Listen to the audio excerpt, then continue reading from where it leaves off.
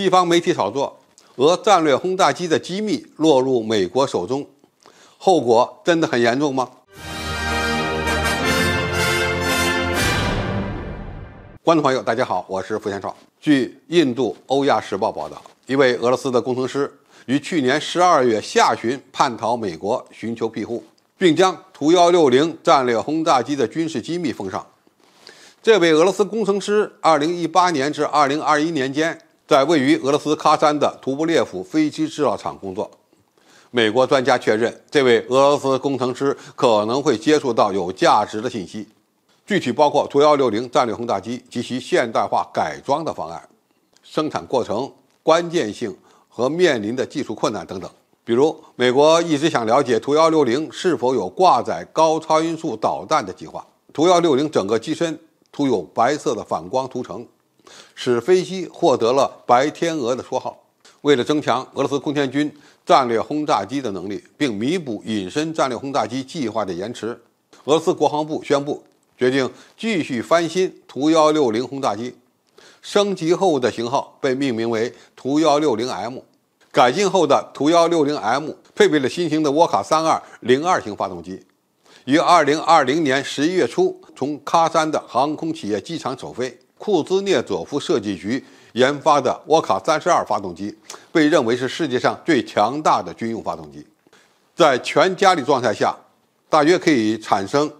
25000公斤的推力。图160M 的改进分为2个阶段，第一个阶段涉及拆除炸弹瞄准系统等过时的组件，安装新的导航系统和自动驾驶仪。第二个阶段需要安装改进型的沃卡32 02型发动机、新型雷达、玻璃驾驶舱、现代通讯和抗干扰设备，以及先进的常规武器和核武器。俄罗斯计划将16架现有的图160升级为图160M， 另外还计划采购50架新机。升级后的图160预计于2023年量产，到2027年总共交付10架。如果叛逃的俄罗斯工程师在2018年至2021年参加工作，至少参加了第一阶段的改进计划。那么现在的问题是，图160M 工程师的叛逃会对俄罗斯空天军造成多大的损害？在历史上，俄罗斯的飞行员曾经驾驶米格25投靠美国，美国人最后发现这是一架子系统不先进，但整体水平极高的战斗机。现在美国人非常有可能拿到图160M 的核心机密，没准更大的收获还是失望。因为从战略轰炸机的发展技术角度看，像图160M 这样的超音速飞机不是发展潮流，因为更高的使用成本和更复杂的维护工作正是美国空军准备退役避一避的理由。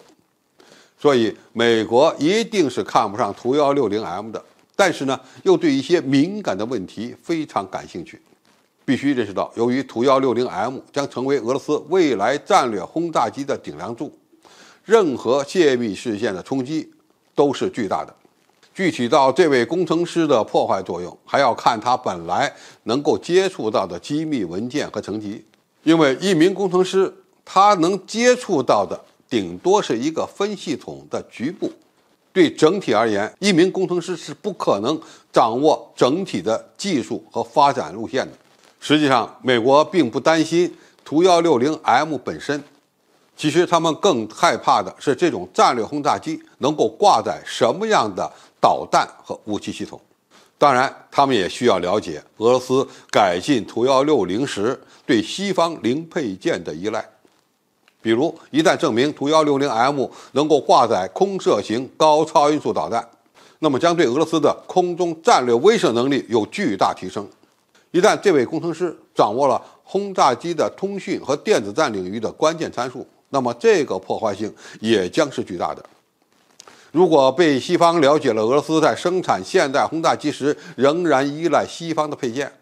就有可能会让美国进一步加大制裁的力度。俄罗斯军工企业对员工的保密管理有多严密，